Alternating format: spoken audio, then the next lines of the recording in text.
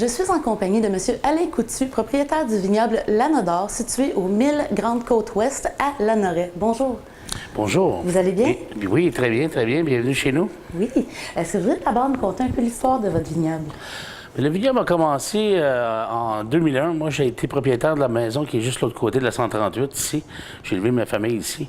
Et puis, dans l'idée de me mettre dans une retraite éventuelle, penser bien d'avance, j'avais acheté la terre ici sur le côté sud de la 138 pour... au début, pas nécessairement faire un vignoble, mais faire de quoi dans l'agriculture. J'étais à l'époque éleveur de chevaux, fait qu'on on avait un peu de différentes sortes de cheval, puis on faisait de l'élevage. Ma passion est venue après devenir vigneron. D'accord, mais vous aimiez déjà le vin? Oh, c'est sûr, c'est sûr, c'est sûr. Mais l'idée de faire du vin est venue d'où? La passion, voyager beaucoup, eu des connaissances, dont le monsieur qui travaille avec moi, Jocelyn Lafortune, étant un de mes grands amis, il est un de mes grands amis à moi qui a eu un vignoble de l'île Ronde pendant des années. Donc j'ai été plusieurs fois, fait beaucoup de corporatifs à travers mon autre compagnie que j'avais. D'accord.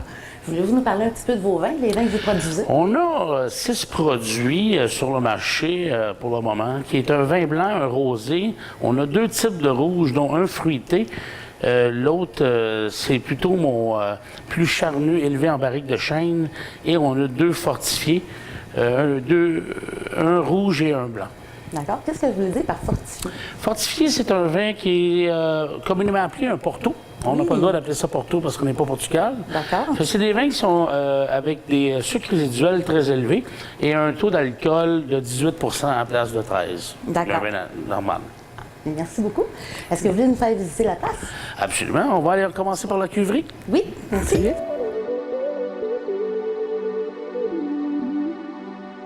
Nous sommes maintenant dans la cuverie où toute la magie du vin s'opère, du raisin au vin. Est-ce que vous voulez nous expliquer les étapes et le processus? Le processus quand même assez... bon, moi je parle de c'est simple parce que je suis habitué de l'en faire, mais le temps arrive au mois de septembre où les vendanges sont prêtes. Le raisin est à son meilleur d'un côté sucre résiduel dans son jus. On rentre cépage par cépage à l'intérieur et on va utiliser cette première machine qui s'appelle un pigeur-fouleur, qui fait l'écrasement du raisin, sort la rafle de bois de sa grappe et va pomper directement où on veut faire. Si on fait du blanc, on va presser le raisin tout de suite pour avoir juste le jus. Et si on fait du rouge, on va l'envoyer totalement entier dans la cuve. Nos cuves de fermentation, c'est ceux qui sont au mur là-bas. D'accord, les grandes cuves là-bas. Pourquoi qu'on sert de ces cuves-là? Mais les orifices sont assez grands pour pouvoir aller à l'intérieur, les laver après. Et l'orifice de la porte est vraiment au même niveau que le seuil du fond de la cuve. D'accord. Donc, ça donne une facilité de sortir les mous à presser suite à la fermentation. D'accord. Un coup, les mous pigés, foulés, mis en mou. Les fermentations durent entre 7 et 12 jours. Nous prenons on relève des échantillons tous les jours pour voir l'évolution de sa progression de jus aller à un vin. Comment vous savez que c'est prêt? On monte le taux d'alcool, c'est le changement, qu'est-ce qui fait que ça devient d'un jus à un vin, c'est son taux d'alcool. Oui. En fermentation, on va partir de 0 alcool à environ 11-12 pour suite à ça, le presser, sortir les jus et les presser, finir la fermentation dans une autre cuve et non avec les pots.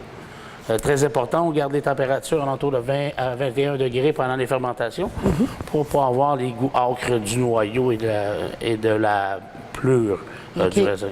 Je vous dis que ça prend combien de jours? Ça prend entre 7 et 12 jours. D'accord. Ça dépend du cépage? Ça dépend de l'évolution de la levure qu'on sert et les températures. Température plus élevée, ça va aller plus rapidement parce que le changement chimique de la levure qui change le sucre en alcool va être plus rapide. Mais qu'est-ce qu'on veut pas, c'est d'aller trop rapide. On veut y aller le plus tranquillement possible pour y faire une évolution lentement. D'accord. Puis ici, au vignoble, vous avez combien de cépages de vin? On a 10 sortes de cépages ici, dont on a le Frontenac noir, Frontenac blanc, Frontenac gris, Louis Swenson, on a du Marquette, Saint-Pepin, Osceola Muscat, Adèle Mélina, Sabrevois, Sainte-Croix. Oh, c'est... Ouais. Je peux compter mes doigts, ça va mieux. Ouais. C'est quand même beaucoup. Oui, quand même.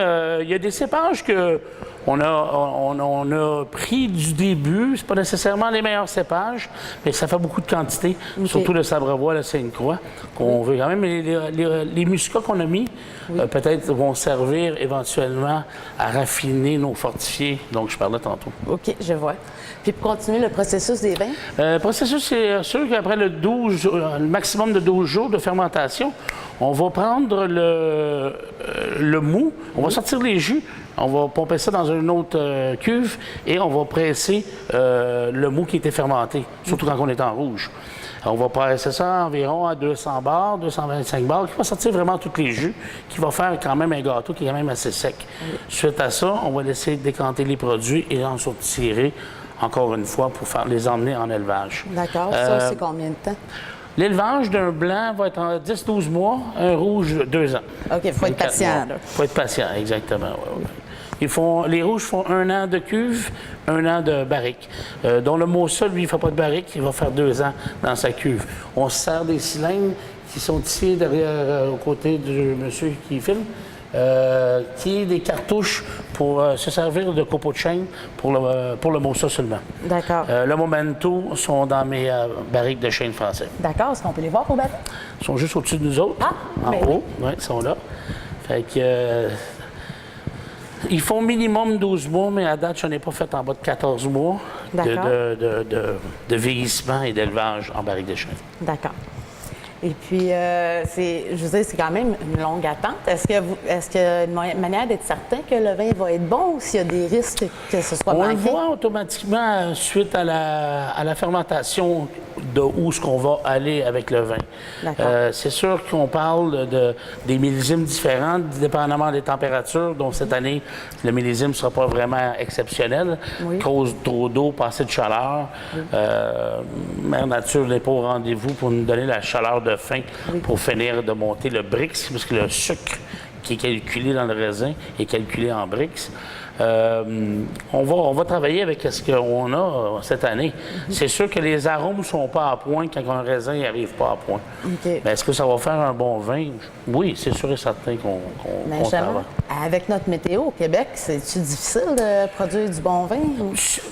Quand on a un été raisonnablement chaud, pas trop d'eau, de l'eau au début, assez une bonne sécheresse à la fin, on fait des excellents vins au Québec. C'est sûr que les rouges ont très évolué depuis les 35-40 dernières années qu'on fait du vin au Québec. On a trouvé des méthodes, on a eu des cépages qui sont améliorés, d'autres nouveaux cépages. C'est tout. Moi, je fais que du hybride québécois. C'est des cépages qui ont été faits et conçus pour passer à travers nos hivers rigoureux de notre climat du Québec. Je ne fais pas de vinifera, dont les nobles qu'on appelle communément du Pinot, que plusieurs autres font Pinot, Cabernet, Chardonnay. Est-ce que ça pousse au Québec? Oui, mais ça ne donne pas de rendement. Et c'est très difficile à garder sous... Il faut buter l'hiver ou il faut abrier pour les conserver pour le jeune. D'accord. Vous me parliez de millésime. Pour les gens qui voudraient savoir, c'est quoi la différence entre un vin et un millésime? Bien, un vin, c'est le produit, tout simplement. Le millésime, c'est l'année. Le millésime, c'est l'année du produit du vin. Fait que si on parle d'un 2015, son millésime, c'est 2015. Le vin, tous les vins, on répète nos vins tous les ans. C'est sûr et certain que les vins se ressemblent parce que nos recettes sont pareilles. Mais suite au millésime et nos étés, on ne peut pas arriver à une exactitude dans le vin d'année en année. D'année en année, c'est ça. D'accord. Puis pour la différence entre un vin blanc, un vin rosé ou un vin rouge, on commence, premièrement, le raisin vert pour le vin blanc. Un vin rosé, on se sert du Frontenac gris qui a une chair blanche, mais il y a une pigmentation un peu dans la peau. Fait que ça fait, on le fermente, lui, à 100% comme un rouge qui nous donne cette pigmentation rouge-là, rosée. Dans les rouges, c'est du raisin qui est rouge, qui va nous donner par la pleure et son jus et sa pulpe les couleurs nécessaires. D'accord, donc il est impossible de faire un vin blanc à partir d'un raisin noir. On pourra faire un rosé. Oui, parce que si on presserait le raisin à froid, on sortirait juste le jus, c'est sûr que ça va donner comme un rosé. Okay. Ça va donner un vin qui est peut-être rosé un petit peu plus haut, plus foncé que, que normal, mais à quelque part, avec les filtrations, on en perd, avec l'élevage aussi, on en perd.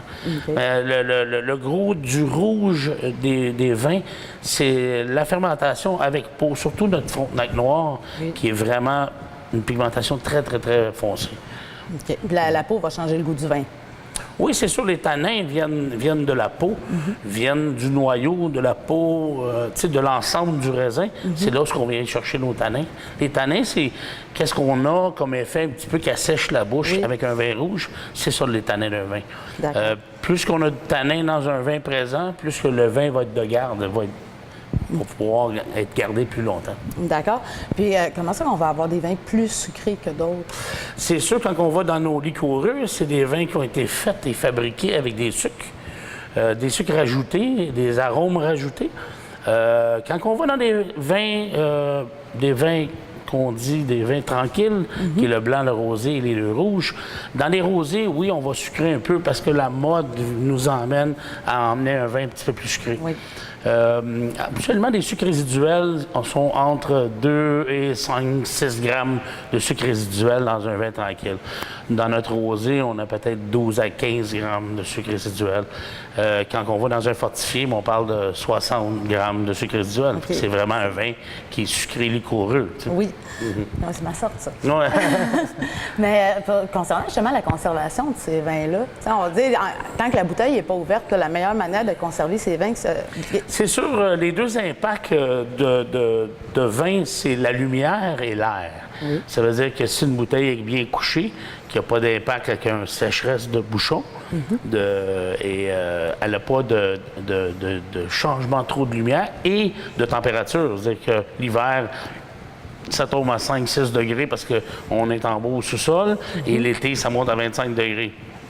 C'est de garder une température le plus stable, proche du 16 degrés. D'accord. Et dans un appartement qui est le plus noir possible. Okay. Dans une bouteille qui va être couchée pour garder ses bouchons en bonne forme. D'accord, que ce soit un vin blanc ou rouge, c'est la même chose. C'est sûr que les blancs, ça n'a jamais été des grands vins de garde. C'est des vins à boire. Des rosés aussi, c'est des vins à boire.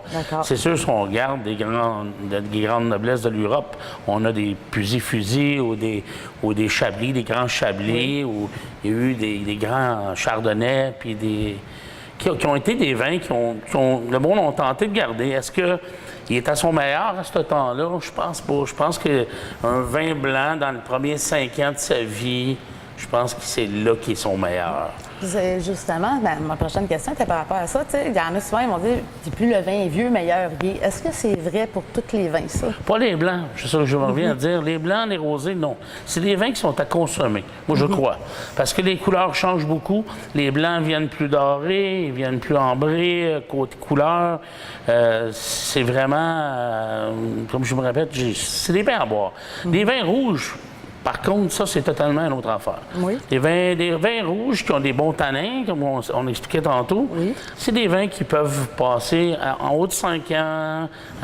Mais encore là, un vin, des fois, arrive à son terme ou ce qui est à son meilleur dans sa bouteille. Après ça, il va probablement prendre une décroissance dans le goût, vraiment en reperdre à la place d'un en regagner. J'ai bu, moi, des grands vins dans ma vie que j'ai été voir des grands sommeliers, puis ils m'ont dit, avec ce millésime-là, mais bois-le. S'il y a de quoi, il est à son meilleur. C'est pas un vin que tu peux garder beaucoup plus longtemps. D'accord. Pour les vins fortifiés? Les vins fortifiés, ça, c'est sûr que c'est âgé en barrique de chêne. C'est là où il peut en gagner en matière de goût. Oui. En bouteille, c'est sûr que ça fait un effet d'avoir de la longévité. C'est sûr que, encore là, je ne peux pas parler de mes produits. Mes produits sont neufs. Hein? Oui. On parle d'un vignoble de 3 ans, à peine 4 ans. Je peux pas deviner qu'est-ce qu'ils vont faire. Mais qu'est-ce qu'on regarde avec nos produits qu'on a, avec l'évolution qu'on a, parce qu'on a gardé des bouteilles d'année en année, on a une belle évolution. On a une croyance que c'est, surtout le Momento, c'est un vin rouge où il y a une belle garde en prospective. Il y a une belle garde. Le Bossa, oui, il a fait une belle évolution en bouteille. Encore là, c'est un vin qui est d'un protocole qu'on a vraiment un peu fait à l'écart des protocoles normaux. C'est un guess qu'on a pris, on a fait, on a gagné une médaille avec ce vin-là, parce qu'on s'est sorti un petit peu des goûts des vins du Québec, parce qu'on fait du vin avec à peu près toutes les mêmes sortes de cépages au Québec. Fait qu'à quelque part, j'ai voulu sortir un petit peu, vous démarquer. Me démarquer du marché. Et oui, ça a marché.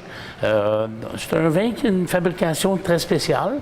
C'est un vin qui est d'une macération à froid, qu'on a fait oxyder un petit peu le raisin avant, un peu comme on pèle une pomme, puis on la mangera 3 jours après. C'est sûr qu'elle est moins belle, mais en oxydation puis en caramélisation du fruit. Mais c'est la même chose qu'on a fait avec le raisin et on a fait un vin suite à ça. Fait que c'est sûr que ça a un petit goût porto, un petit goût oxydé. C'est une belle explosion de fruits, mais avec une finale qui est quand même assez sec. Oui. Fait que c'est un demi-sec qu'on appelle, nous, dans nos produits. D'accord. Puis, selon vous, là, votre vin que vous préférez, c'est lequel? Le Maussa, c'est mon bébé. Fait que c'est sûr et certain que j'aime bien ça. Le Momento, ils ont tout son temps. On boit beaucoup de blanc ici de jour parce qu'un blanc, c'est un vin de soif, plus qu'un vin rouge, c'est un vin qui est quand même plus solide à digérer. Oui. On peut pas... mon foie aurait peut-être de la misère à boire du rouge en la journée. Mais le blanc, on aime bien. C'est un vin qu'on sert beaucoup, le rosé aussi. Oui. C'est sûr que les rouges sont bien vendus. Votre meilleur vendeur, c'est lequel? Sont quand même... le blanc est très bon vendeur. Le Maussa Momento est quand même à cheval sur le nez, sur la popularité. Nos liquoreux, on a sorti un liquoreux blanc cette année qui fait belle lurette. C'est ma coqueluche cette année. Oui. C'est un vin avec un arôme de poire et de litchi à la fin. Fait que c'est vraiment des goûts exotiques. Fait que ça marche. Oui. Oui, on en a vendu. On a commencé à le sortir à la fin juillet. Puis on est rendu à notre deuxième baril. Notre deuxième fût qu'on a embouteillé. On devrait se rendre... Mais ça va bien, ça va très, très bien. C'est bien. Je sais que vous offrez aussi des visites de votre vignoble, puis vous avez une salle de réception. Oui, on a une salle de réception de 50 places à la fois. Oui.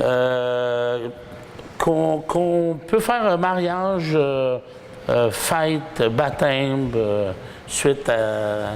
de la mortalité ou des choses comme ça qu'on peut offrir comme service. Et on a un petit service traiteur avec nos produits de notre terroir. Oui, voudriez-vous nous montrer? Oui, avec plaisir. Merci.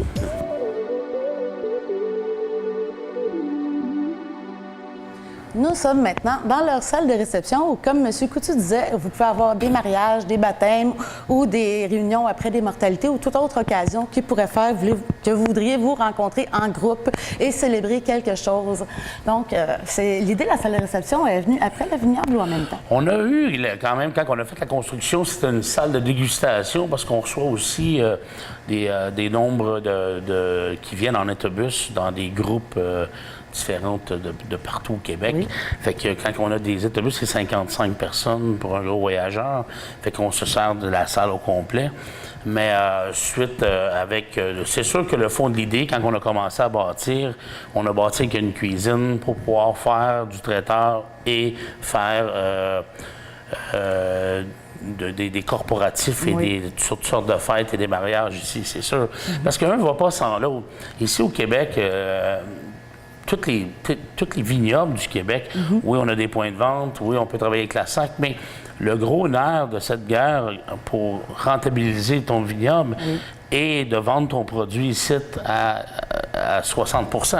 Oui. Parce que c'est là où on n'a pas d'escompte à donner, on peut vendre notre bouteille, on a moins d'intermédiaires, on collecte vraiment notre bouteille à sa pleine capacité ici. Fait que c'est là où on en gagne et c'est là où on s'en sort. Si on ne s'en sort pas avec ça, ici, un vignoble, je ne veux pas dénigrer ceux-là qui ne veulent pas en faire, ils ont le droit de pas en faire, mais je crois que toucher à l'agrotourisme, on a de l'agrotourisme qui viennent partout autour du monde parce qu'on est sur tous les sites de Tourisme Lanaudière, Tourisme Québec, Chemin du Roi. Puis quand on clique de Montréal pour s'en aller vers Québec, on est le premier vignoble dont sur la Côte-Nord. Le côté nord du fleuve Saint-Laurent pour s'en aller sur la 138. Oui. Fait qu'on a du monde de partout. Cet été, on a reçu du monde d'un peu partout à travers le monde. Oui, donc pour rappeler aux gens, en plus de la dégustation de vin, vous offrez aussi une planchette de produits du terroir. Ah oui, produits de notre terroir, qui est des fromages, de toutes des fermes dont les légumes viennent d'ici, les poulets, on élève un petit peu de poulet de grain ici, on fait des rillettes faites avec une base de nos portos, excusez de dire portos, mais nos fortifiés, fortifiés blancs, fortifiés rouges, on a fait des mousses de foie de volaille aussi, avec des viandes froides et des fruits noirs et chocolat blanc, qui était un beau succès tout l'été. Ça donne envie de venir voir ça. Absolument. Oui. Puis ça, le seul problème qu'on a eu un peu tout l'été, c'est qu'on n'a pas encore le droit de servir ces assiettes-là dehors sur la terrasse. D'accord. Le monde sont obligés de rentrer à l'intérieur et on explique au monde que c'est simplement une question de logistique et de loi envers la ville de Lanoraie. D'accord. On est en train d'essayer de négocier ce volet-là parce que c'est quand même de valeur être obligé de rentrer du monde. On a le droit de prendre un verre de vin dehors, mais on n'a pas le droit de manger rien dehors. OK. Fait que c'est sûr que ça, c'est l'explication toutes les fois. On perd beaucoup, pas du temps, mais on explique ça tout le temps. Pourquoi que c'est ça? Bien, on a dit que c'est des lois qui nous ont été infligées, puis là, on essaie de négocier ça. Oui. On va certainement se rassir cette année, à la fin de la saison, pour essayer de trouver une entente pour pouvoir le faire, parce que partout au Québec, là, ça se fait. Là. On a un très beau vignoble. Je ne veux pas être homme à dire que j'ai le plus beau vignoble du Québec, mais j'ai un beau vignoble sur le bord du fleuve Saint-Laurent. Le monde, j'ai une fierté à amasser mes touristes sur le bord du fleuve qui en profitent pleinement, puis ils trouvent ça extrêmement beau. Oui, c'est magnifique. Je ne dénigre pas les autres vignobles encore des cantons de l'Est ou de mes confrères ici alentour, mais il faut le donner qu'on a une vue exceptionnelle ici. Oui, tout à fait. J'aimerais bien ça un jour trouver le consensus pour trouver un terrain d'entente avec la ville pour pouvoir éventuellement être capable de servir. On ne veut pas faire de banquet dehors, c'est sûr et certain, mais on va être capable de servir une assiette du terroir de dégustation avec un verre de vin en même temps, qu'on peut profiter du beau temps. Du beau temps et le panorama de la place. Ouais. Puis, je pense pas que ça va empêcher de venir les gens déguster votre vin ou même de manger à l'intérieur. Non, c'est sûr et certain qu'on a eu une belle accord quand même. Le monde a été... Il y en a qui ont totalement reviré de bord, sont en allés. Mais j'ai dit, beaucoup de monde ont compris, ils s'en viennent, ils prennent un petit apéritif en vin blanc rosé dehors, ils viennent prendre les rouges à l'intérieur avec l'assiette, ils viennent finir les fortifiés dehors. C'est sûr, mais c'est sûr que quand il y a une journée qui fait... Cette année, on était chanceux, il n'a pas fait beau. Mais quand il va faire des 25-30 degrés, ça va être dur de rentrer le monde à l'intérieur. Ouais, c'est sûr que ça va être un petit peu plus complexe. Là. Ils veulent rester dehors, là, moi je les comprends. Oui, tout à fait. Ils sortent de chez eux pour rester dehors. Ils ne veulent pas rentrer à l'intérieur. Mais en tout cas, on va travailler ça. Oui. On va aller négocier à l'automne, voir où est-ce qu'on peut faire, comme mon maire me dit, des beaux petits pas de géants. On va aller faire un autre petit pas de géant. On va essayer de trouver une manière de trouver... Trouver une moyen de moyenner, comme on dit au Québec. Exactement. On va mettre ça que tout le monde soit content puis qu'on puisse avancer dans notre projet. Oui. Pour les gens qui seraient intéressés à venir, vos heures d'ouverture, c'est quoi? Nos heures d'ouverture sont... encore là, on a des heures restreintes de la ville qui est du mardi au dimanche de 11h à 5h l'après-midi. Mais c'est sûr et certain aussi, il faudrait comprendre que nous autres, le monde, il travaille jusqu'à 5h, puis il arrive ici, il est 5h30. Oui. Fait que on a ouvert quand même de midi à 7h tous les jours. D'accord. Sans exagérer, sans faire de bruit. Fait qu'on essaie de montrer qu'on est capable d'être là pareil. Puis, mais vous avez un site Internet pour les gens qui sont intéressés à en savoir plus? www.vignoble-léonard.ca. Oui.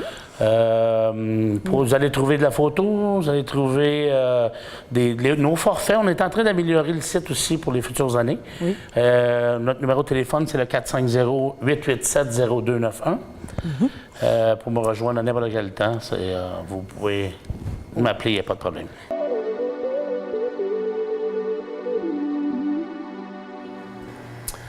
Fait qu'on va commencer une petite dégustation, tranquillement. On commence avec l'Esther. Je voulais te parler aussi des noms de mes vins. Mes noms de mes vins viennent de mes enfants et petits-enfants. Dont le Esther, c'est le deuxième petit nom de ma petite fille qui s'appelle Victoria Esther. Le Victoria Blues, Victoria Esther, qui est son nom. Moussa, c'est le nom de mes deux filles, Moira et Sass. Je me suis servi du MO et SA.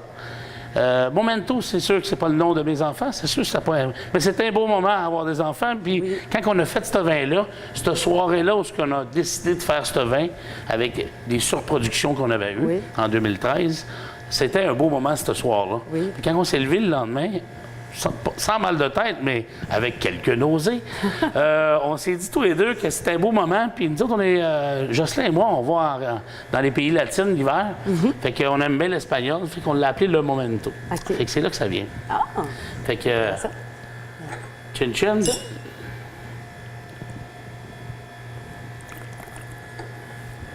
Très rafraîchissant. Oui, il est bon. Ça a une belle longueur. Reste quand même un bon moment. Pour des blancs, là, habituellement, ils n'ont pas tellement de longueur. Celui-là, il y a un petit côté acidulé, mais pas trop, qui vient quand même nous demander d'en prendre un autre gorgée. C'est ça qui est bon. Non, je le trouve fruité. Oui, ça a un beau fruit. Ça a la petite pomme au début et le petit côté agrumé pamplemousse à la fin. Entre un peu, j'aime pas utiliser ces termes-là, mais c'est entre un chardonnay et un griot. Il est très bon. Il est bon, hein? Oui. Le deuxième, on l'avait déjà versé. C'est notre Victoria Blues. Oui. Victoria Blues, on a une belle couleur, un peu ambrée. On va prendre la bouteille ici pour vous montrer. Le Victoria Blues, comme je disais tantôt, des notes de framboise avec un côté cassis à la fin. Fait que c'est sûr et certain que ça a beaucoup plus de corps que le blanc qu'on vient de boire en ascension. C'est pour ça que je prends toujours la dégustation du blanc, puis je m'en vais toujours vers les liquoreux. Parce que ça monte toujours. On dit on monte des marches. Fait que, santé.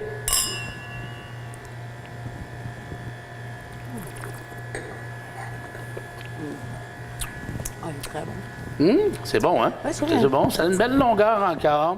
Le fruit est différent. On sent la framboise. Avec le côté, le cassis, on a toujours cet effet un peu qui vient nous chercher un petit peu dans les côtés de bouche, mais pas déplaisant, juste assez. Le sucre qui vient à la fin calmer le tout. Fait que c'est un vin qu'on sert, un bon vin de bord de piscine avec des fruits dedans qu'on peut laisser dégeler, qui vient en belle compétition avec la sangria. Ah oui, tout à fait. Pauvre sangria. Notre prochain vin, c'est le Mossa. Comme je t'expliquais tantôt, Oui. Mossa a été fait d'un protocole vraiment différent. Mossa a été fait avec une macération à froid. C'est-à-dire qu'on a éclaté le raisin avec le pigeur. Suite à ça, on a contrôlé la fermentation indigène et on a laissé macérer à froid pendant 36 heures. Qu'est-ce que vous voulez dire par à froid? À froid, ça veut dire vraiment sans fermentation. D'accord. C'est-à-dire qu'on a laissé le raisin là, éclater, comme épluché dans le fond. On l'a éclaté dans son jus en y laissant le temps de reprendre une caramélisation avant la vinification. D'accord. Fait que ça change totalement, un peu comme la pomme, je reviens tantôt, ou même une banane ou n'importe quel fruit qu'on peule et qu'on mange un peu plus tard. OK. C'est ça c'est ça qui a changé le goût de... Et je reviens à dire, Mossa veut dire Moira et Sas. Oui. Les deux filles. Bonjour Moira, bonjour Sas. Santé. Santé. Vous allez voir qu'au nez, ça a quand même un petit bois. Et vous allez voir là, un petit peu le côté caramélisé du fruit. Non, on sent le fruit. Ça, c'est bien important. On prend une gorgée, on la garde en bouche un petit 30 secondes. Il est vraiment bon. Hein? Il est vraiment bon. Je suis une veuse de rouge. Oui, hein? Oui. C'est bon, c'est différent. Tu vas voir qu'avec l'autre produit qu'on va boire suite à ça, c'est vraiment le jour puis la nuit. Tu vois que la fin de bouche encore, hein? Il colle, il est très, très, très long. C'est un très, très bon vendeur. Je te dis qu'à un moment donné, avait pris le dessus sur le Momento, parce que le Momento était un peu jeune. OK. Mais là, Momento s'est replacé avec le temps, fait que là, on sont rendus qui sont égales Mais le Maussa, c'est un classique. Le monde descend de partout. Oui. J'ai des clients de Trois-Rivières qui viennent spécialement venir chercher à la caisse ce vin-là. Ben, je comprends Parce qu'on ne se pourquoi, trouve pas. Hein, mais ça reste en bouche. Hein? C'est bon, c'est plaisant. Excellent. Quatrième produit en vin, c'est le Momento. Oui, votre vin fortifié. Non, Non? Ah, on est encore dans un vin tranquille.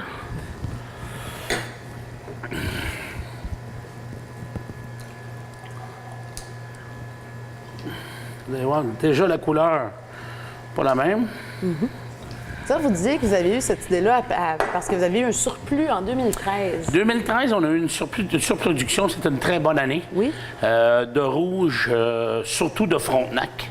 C'est un 100 95 Frontenac. Il y a très peu de marquettes dans ce vin-là. D'accord. C'était quand même une année de surproduction qu'on avait pris, on avait mis ce jus-là à part, on a vinifié le tout, on avait mis à part.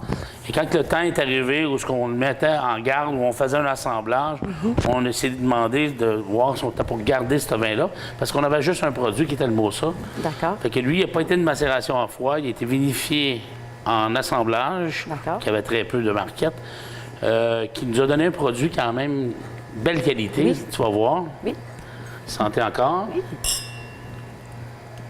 Pas le même nez, ça Non. a vraiment pas la même senteur, pas vraiment le même goût.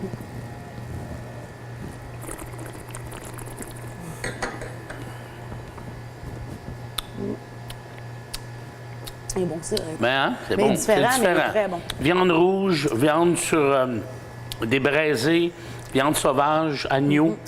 C'est sûr que c'est un vin qui accompagne très bien ces plats-là. Oui. Très, très bien. Moi, j'imagine bien avec Ouais. bonne viande rouge. hein. Là, on va aller goûter à nos fortifiés. Fortifiés. Mais vos vins On fortifiés... s'en va loin, là. Hein? On avance. commence à avoir beaucoup de verre. Mais quand vous fortifiez, vous dites que ça ressemble à des portos, c'est plus des digestifs qui vont avec des desserts. Ça peut aller. Un Porto se prend en apéritif avec un torchon de foie gras encore. Oui, il est beaucoup plus appliqué à un digestif qu'un apéritif. Je verrais mon liquoreux blanc, mon fortifié blanc, comme apéritif plus. Bon. Oui? Oui.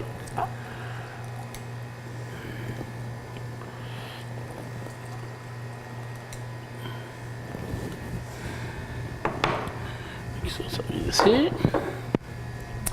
Fait que tu vas voir, ça c'est sûr, c'est un vin très sucré. Oui. Très, très sucré. Sentez encore. Oui, ben oui. Dans les La yeux, vôtre? c'est important. Oui. Tu vois tout de suite au Ah nez oui. que c'est sucre. Si on parle de produits sucrés. C'est un 4 ans avec des vins faits de un peu... ça, c'est nos fins de presse, nos vins qu'on a sorti les lits, on a gardé les lits, qui reste du D'accord. vin dedans, qu'on a laissé décanter, on les a assemblés, et on sert de tous ces fonds de D'accord. transport de vin-là pour venir à bout de... C'est ça qu'on sert pour faire des... C'est-à-dire que c'est pas un bon vin, c'est un vin, mais c'est un assemblage à peu près Oui. de n'importe. Il peut avoir un peu de blanc là-dedans, un peu de rouge, un peu de... assemblage de tous vos vins qu'on a Tous nos déjà vins bu, qu'on dans a le fond, hein. déjà bu, qu'on a mis, mais il y a plus de Maussa parce que le Maussa est en plus grande quantité, fait OK. on voit les notes de Maussa Oui. dans le vin. Mais c'est tout ça qui fait ça. Puis au-dessus, le côté très cuivré Oui. du produit. Bel alcool, mais pas trop Non, présente. c'est ça. Le barrique de chêne qui est là, le côté miel, petite noix à la fin, qui est quand même plaisant. Oui, tout à Hein? fait. Bon, là, il va. Petit dernier produit. C'est le liquoreux blanc. Pas trop blanc. Oui. Celui que vous me Si on disiez, peut vous se permettre voyez- de l'appeler de même. Celui que vous voyez en apéritif. C'est ça. Qui peut être en apéritif ou digestif. Mais tu vas voir que c'est quand même un produit très léger. Fait que, Une belle couleur. oui, belle couleur, côté au nez, très important. Commence par sentir le produit. Sentez encore. Ben oui. C'est le côté poire, Oui. Ah oui, poire poêlée. Là. Si on garde une poire avec poêlée légèrement avec un beurre.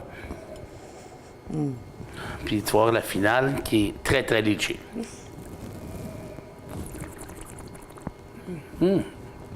Et ça n'a aucun de ces fruits-là. C'est que du raisin.